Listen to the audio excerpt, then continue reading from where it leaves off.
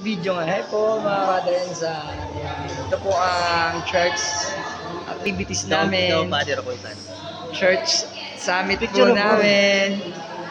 Mga ka-father and son.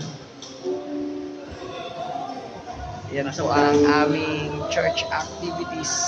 Ngayong umaga, Saturday po, mga ka-father and son. Hello po, good morning po sa inyo. Hi! Panoorin niyo po ito sa YouTube channel ko. Morning po, mga ka-father and son. May activities po kami ngayon sa church, Sunday. Ito po yung aming mga may sapat na gulang. Hello po. Ayan, yung nasa unahan po yung po aming pastor. Pastor Pit Viloria po. Good morning po sa inyo. Hello.